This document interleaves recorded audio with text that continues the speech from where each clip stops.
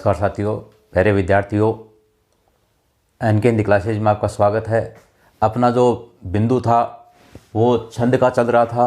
छंद की सामान्य जानकारी हमने कुछ पढ़ ली थी और कुछ आज पढ़ेंगे और उसके बाद में जो छंद आपके सिलेबस में दिए हुए हैं उनको हल करेंगे। तो पारिभाषिक शब्दावली अपनी चल रही थी, उसमें यति, गति, मात्रा ये हमने पढ़ ली थी। आज पढ़ते हैं गण। वेरी इंपॉर्टेंट है। वर्णिक जो छंद है आपके, उनको हल करने में गण की महत्वपूर्ण भूमिका होती है। गण अगर आपको याद है तो उनको हल कर लोगे, और अगर गण याद नहीं है आपको तो वो प्रश्न आपका गलत हो जाएगा, आप उसको हल कर ही नहीं पाओगे। तो गण देखिए, 3 वर्णों के व्यवस्थित समूह को क्या कहा जाता है? गण कहा जाता है। गण में कितने वर्ण होते हैं? 3 वर्ण होते हैं। वर्णिक छंद में वर्णों की गणना इसी गण के आधार पर होती है। यानी जो वर्णिक छंद है उसमें वर्णों की जो गणना की जाती है, गिनती की जाती है, वो गण के आधार पर ही की जाती है। ये वेरी इंपॉर्टेंट है, इसको याद कर लीजिए। गण याद करने का सूत्र यह है, ये माता राजभान सलगा। आसानी से याद हो जाएगा, ये माता राजभान सलगा। अब शुरू से 3-3 अक्षर लेते हुए इनके गण बनाएंगे। गणों की संख्या कितनी होती है? 8 होती है। तो देखिए किस प्रकार से गण बनते हैं। पहला यहां से शुरू करते हैं। ये क्या है? ये से क्या हो गया? ये गण हो गया। अब 3 का समूह बना लो, 3 तक की ले लो इसमें संख्या। ये माता, अब इसके मात्रा लगा दो, वो चिन्ह हो जाएंगे उसके। ये की 1 मात्रा, माँ की 2 और ता की 2। अब ऐसा उदाहरण लिखिए जिसमें ये चिन्ह आते हो। ये सो दा, ये कौन सा गण हो गया? ये गण हो गया 1 नंबर। 2 नंबर देखिए, ये हमने ले लिया, ये को छोड़ दीजिए, दूसरा ले लीजिए। मैं से मगण। पहले इनका एक एक अक्षर लेते रहना और उनके आगे गण लगा देना, तो ये क्या बन जाएंगे? गण बन जाएंगे। चिन्ह का समूह 3 का समूह है, यहां से 3 लेंगे। मा ता रा। चिन्ह देखिए, 2 2 2। अब ऐसा शब्द लिखिए जिसमें ये चिन्ह लगे हुए हो, इन चिन्ह की मात्रा आती है, 2-2 मात्रा आती है। ना का रा। ये सूत्र अगर आपको याद हो गया तो गण सरल हो जाएंगे और आसानी से याद हो जाएंगे। और ये सूत्र जो है वो भी सरल है, ये माता राजवान सलगा, सीधा सा है। अब तीसरा देखते हैं। तीसरा अक्षर कौन सा है? ता। तैसे तगण बन गया। 3 अक्षर लेते हैं तैसे लेकर।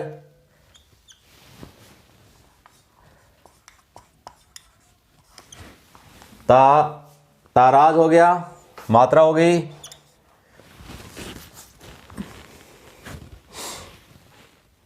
दो 1।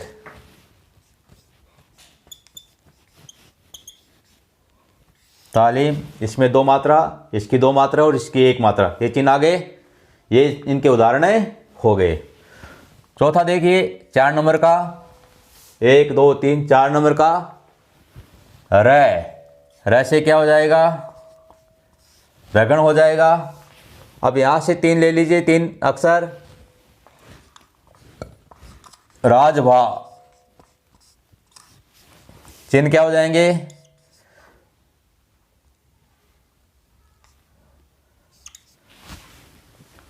इसकी 2 मात्रा होती है, इसकी 1, इसकी 2, ये इसके चिन्ह हो गए। और रागिनी, ये इसका उदाहरण हो गया। जरूरी नहीं कि ये शब्द लिखो, लेकिन उनमें चिन्ह ये आने चाहिए, ये मात्राएं उनमें आनी चाहिए। अब जैसे रा की 2 मात्रा होगी, गी की 1 मात्रा और नी की 2 मात्रा, तो ये चिन्ह आ गया, तो ये इसका उदाहरण हो गया। 5वां देखिए, अगला अक्षर देखिए, र के बाद में जय। जैसे क्या हो गया, जगन हो गया। इसके 3 अक्षर ले लीजिए, जय भा न, 1 2 1, ये इसका उदाहरण हो गया। अगला लीजिए, जय आ गया। जय के बाद में बह है, बह से क्या बन गया, बगन। एक एक अक्षर लेते रहिए और उनके आगे गण लगा दीजिए, वही क्या हो जाएंगे, आपके गण हो जाएंगे। अब यहाँ से 3 अक्षर लीजिए,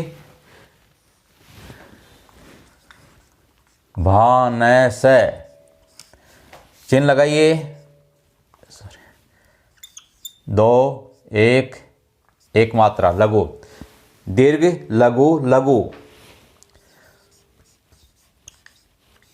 भारत उदाहरण हो गया इसका। अगला देखिए,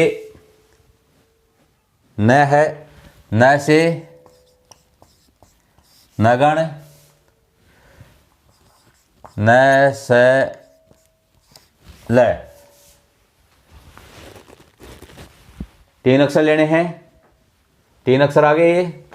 अब इनके चिन्ह लगाइए,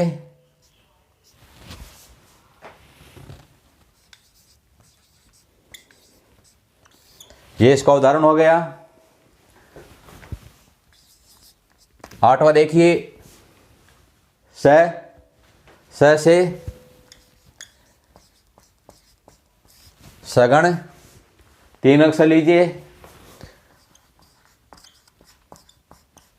सलगा, चिन्ह लगाइए।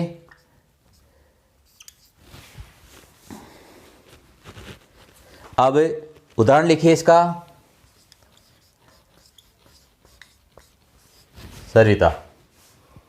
अब आगे ल और गा बचा हुआ है, 3 अक्षर आगे है नहीं, इसलिए गण बनेगा नहीं। गण में कितने अक्षर होने चाहिए, कितने वर्ण होने चाहिए, 3 वर्ण होने चाहिए। तो यहाँ 2 बच गए, तो ल से क्या हो जाएगा, लघु, और गा यानी ग से गुरु। तो गण कितने हो गए, 8 हो गए। यगण मगण तगण रगण जगण बगण नगण सगण, ये 3 का समूह बन गया।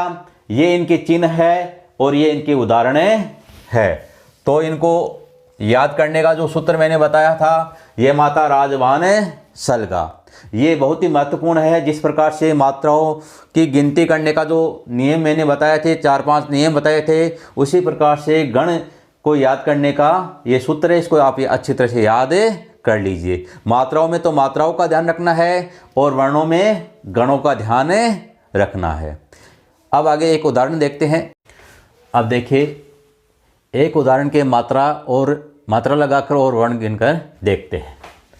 जप माला छापा तिलक सरेन एको काम।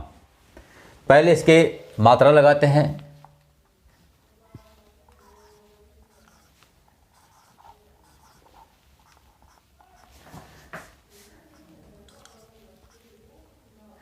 दो मात्रा आएगी इसकी। गिनती करते हैं मात्राओं की। 1 2 3 4 5 6 7 8 9 10 11 12 13 14 15 16 17 18 19 20 21 22 23 24। मात्राएं कितनी हो गई? 24 मात्राएं। इस उदाहरण में कितनी मात्रा है? 24 मात्रा है। अब वर्ण गिनते हैं। 1 2 3 4 5 6 7 8 9 10 11 12 13 14 15 16। 16 इसमें क्या है? वर्ण है। तो वर्णिक जो छंद है उनमें तो वर्णों को गिना जाता है और मात्रिक जो छंद होता है उसमें मात्राओं को गिना जाता है। अब देखिए, प्रमुख जो छंद है उनको पढ़ते हैं। पहला छंद है गीतिका छंद।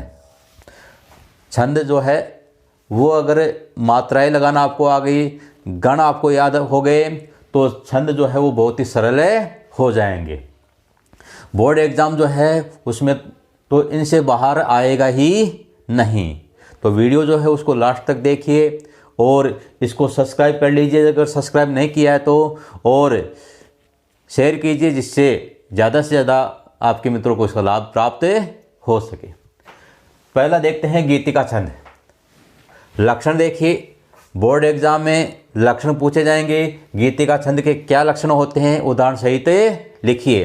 तो ये लक्षण है इसके, यह मात्रिक समछंद है। क्या है? मात्रिक समछंद है, यानी मात्राओं को गिना जाएगा और सभी चरण क्या होंगे? समान होंगे। इसके बारे में मैंने पहले वाले वीडियो में आपको बता दिया था। इस छंद के प्रत्येक चरण में 26-26 मात्राएं होती है। 4 चरण होते हैं तो प्रत्येक में कितनी कितनी मात्राएं होती है? 26-26 मात्राएं होती है। और 14 व 12 मात्राओं पर यति होती है, यानी एक पंक्ति में एक चरण में 26 मात्राएं होती है, उनमें से 14 और 12 पर क्या होती है? यति होती है, रुकाव होता है, ठहराव होता है। और अंत में किसके अंत में?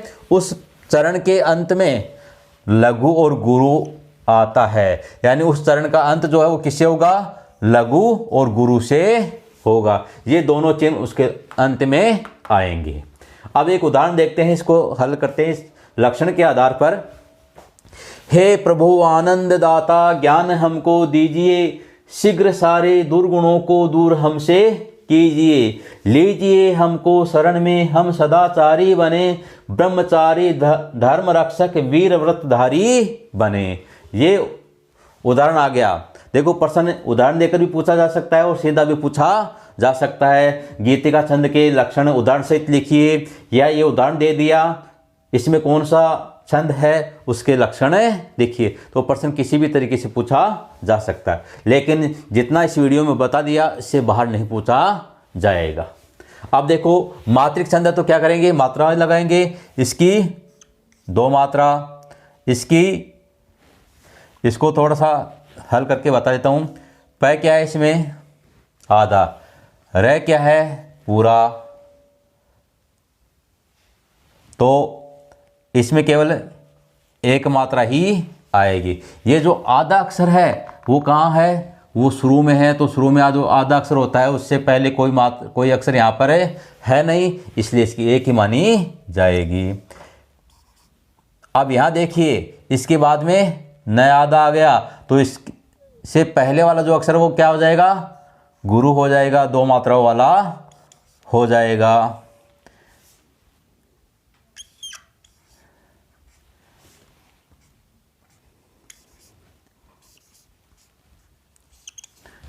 अब मात्राएं गिनते हैं। 2, 3, 4, 5, 6, 7, 8, 9, 10, 11, 12, 13, 14, 15, 16, 17, 18, 19, 20, 21, 22, 23, 24, 25, 26। कितनी मात्रा आ गई एक चरण में? 26 मात्रा आ गई। हो गई? यहाँ तक हो गया सही। अब आगे देखते 14 और 12 मात्राओं पर क्या होती है? यति होती है।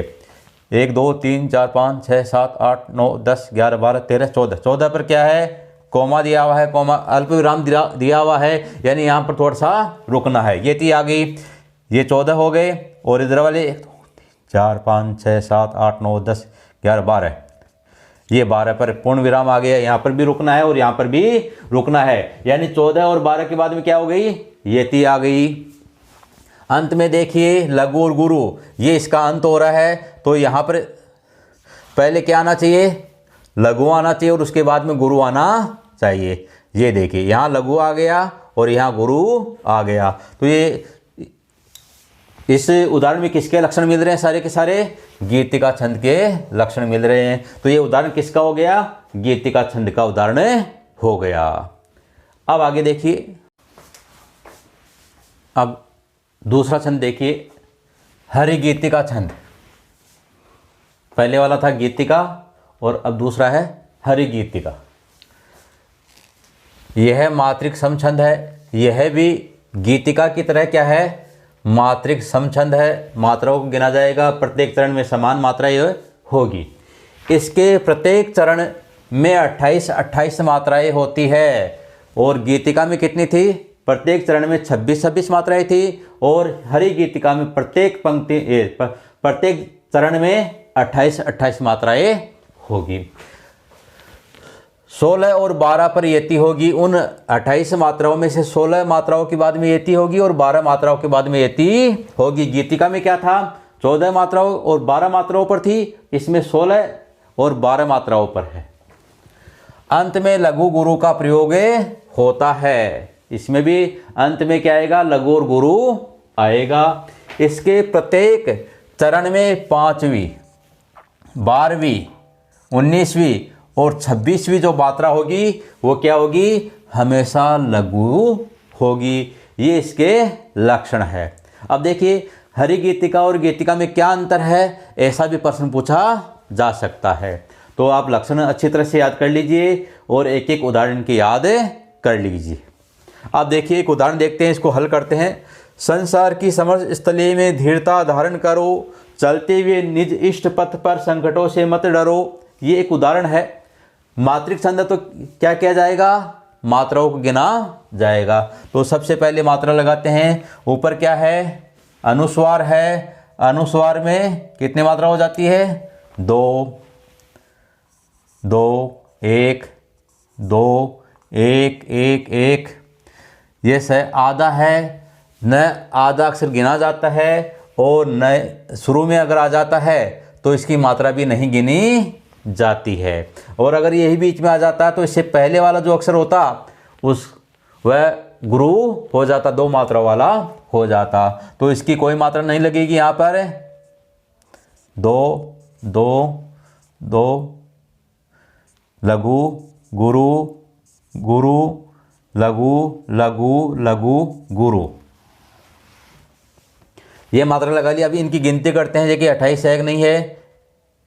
5, 6, 7, 8, 9, 10, 11, 12, 13, 14, 15,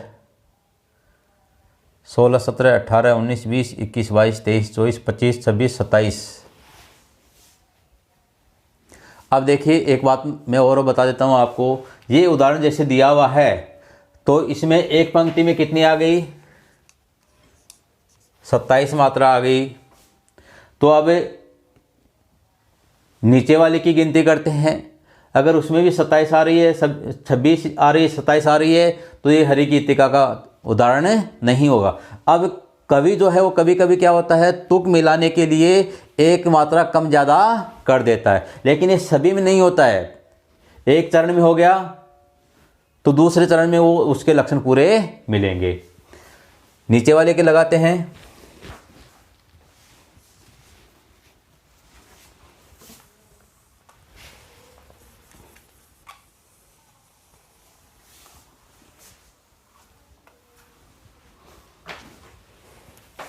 एक, एक, 2, 1, 2, 1, 1, 2, 1, आधा आ गया यहाँ पर। अनुस्वार है 2, 1, 2, 2, 1, 1, 1, 2। अब लगाते हैं, गिनती करते हैं इनकी। लघु गुरु 1, 2, 3, 4, 5, 6, 7, 8, 9, 10, 11, 12, 13, 14, 15, 16, 17, 18, 19, 20, 21, 22, 23, 24, 25, 26। दोबारा गिनते। 1, 2, 3, 4, 5, 6, 7, 8, 9, 10, 11, 12, 13, 14, 15, 16, 17, 18, 19, 20, 21, 22, 23, 24, 25, 26, 27, 28। बाकी इन सभी में कितनी आएगी? 28 आएगी। इसका मतलब है ये हरि गीतिका का ही उदाहरण है। कवि जो है किसी चरण में तुक मिलाने के लिए एक मात्रा कम ज़्यादा कर सकता है। तो इसका ध्यान रखना। एक मात्रा अगर एक चरण में एक कोई मात्रा ज़्यादा आ रही है या कम आ रही है तो आप ये देख लो कि इसका उदाहरण नहीं है, उसी का उदाहरण हो सकता है। नीचे वाला जो चरण है उसको हल करके देखना पड़ेगा फिर आपको। तो इसमें कितनी आ गई? 28 मात्रा आ गई। अब 16 और 12 पर क्या होगी? यति होगी 1, 2, 3, 4, 5, 6, 7, 8, 9, 10, 11, 12, 13, 14, 15, 16। ये 16 पर क्या है? अल्प विराम है, यति आ गई। 1, 2, 3, 4, 5, 6, 7, 8, 9, 10, 11, 12 पर फिर पूर्ण विराम आ गया। तो 16 पर और 12 पर क्या आ गई, यति आ गई। अंत में लघु गुरुओं का प्रयोग होना चाहिए।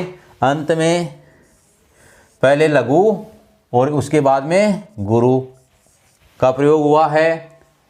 इसके प्रत्येक चरण में 5वीं, 12वीं, 19वीं, यानी 5वीं कौन सी होगी, 1 2 3 4, ये 5वीं, 6 7 8 9 10 11, 12वीं, 13 14 15 16 17 18 19 20 21 22 23 24 25 26 मात्रा क्या है,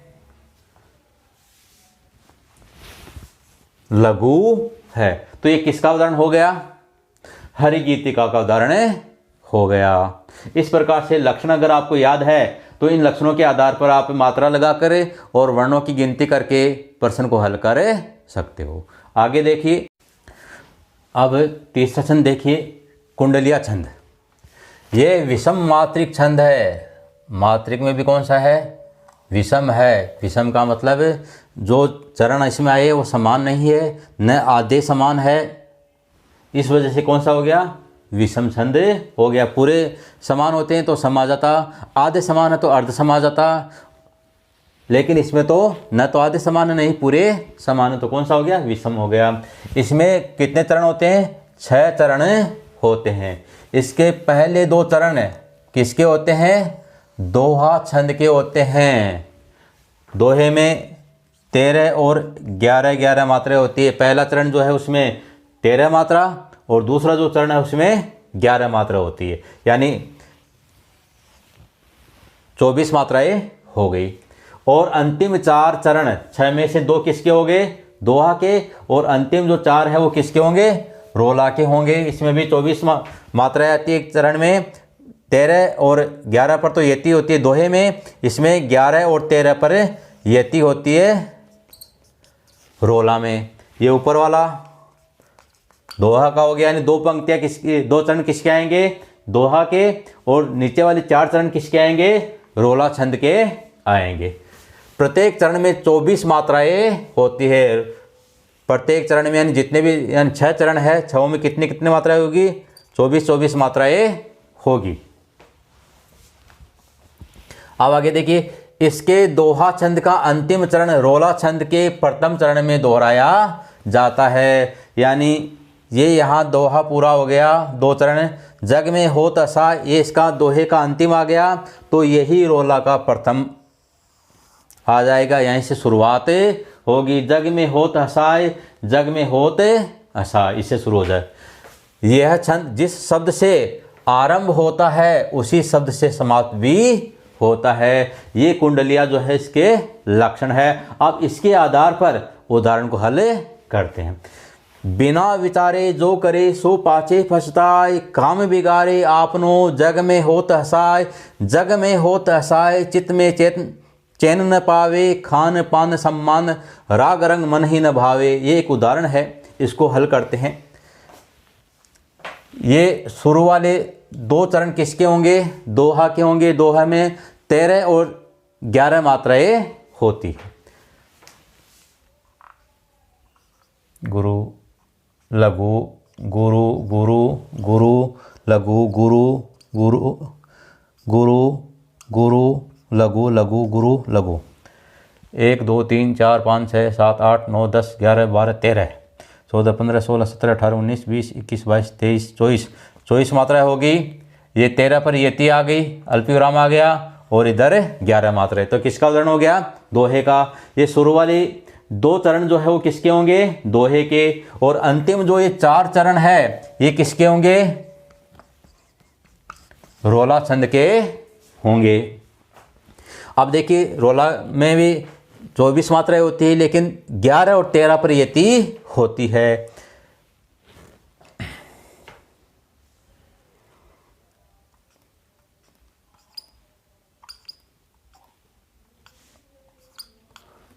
एक 2 3 4 5 6 7 8 9 10 11 11 पर क्या हो गई, यति हो गई, और इधर कितनी हो गई, 13 हो जाएगी। तो 11 और 13 पर यति है, तो किसका उदाहरण हो गया, रोला का। तो अंतिम जो 4 चरण है वो किसके होंगे, रोला के होंगे। अब आगे देखिए, 24 मात्रा आएगी।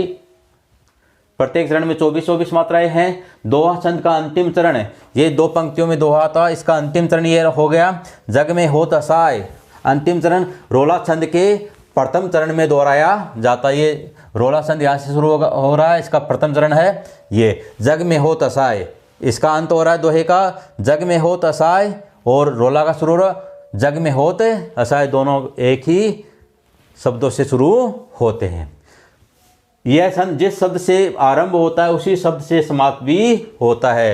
ये छंद किससे शुरू हो रहा है? बिना विचारे जो करे, बिना विचारे से शुरू हो रहा है, तो ये समाप्ति भी बिना विचारे से ही होगा। ये देखिए बिना विचारे समाप्त हो रहा है, तो ये किसका उदाहरण हो गया? कुंडलिया छंद का उदाहरण हो गया। तो मित्रों, प्यारे विद्यार्थियों, आज का वीडियो यहीं समाप्त करते हैं। ये छंद वाला जो टॉपिक था ये बड़ा टॉपिक था, तो हमने इसको 3 वीडियो में समाप्त किया है। तो 2 वीडियो आपके हो गए हैं, तीसरा वीडियो आपको जल्द ही मिल जाएगा। और मुझे पूर्ण विश्वास है कि जितना इस वीडियो में हमने पढ़ा है वो सब आपको याद हो गया होगा, और इससे संबंधित कैसा भी प्रश्न पूछा जाए वो गलत नहीं होगा। और बोर्ड एग्ज़ाम जो है उस बोर्ड एग्ज़ाम में तो इनमें से ही आएगा, इनके अलावा नहीं आएगा, यानी इनके बाहर से नहीं आएगा। इसलिए इनको अच्छी तरह से याद कर लीजिए, समझ लीजिए, और कहीं पर समझ में नहीं आया है तो आप कमेंट्स बॉक्स में जाकर आप बता सकते हो। और चैनल को ज़्यादा से ज़्यादा सब्सक्राइब कीजिए, जिससे इसका लाभ और आपके मित्रों को प्राप्त हो सके। धन्यवाद।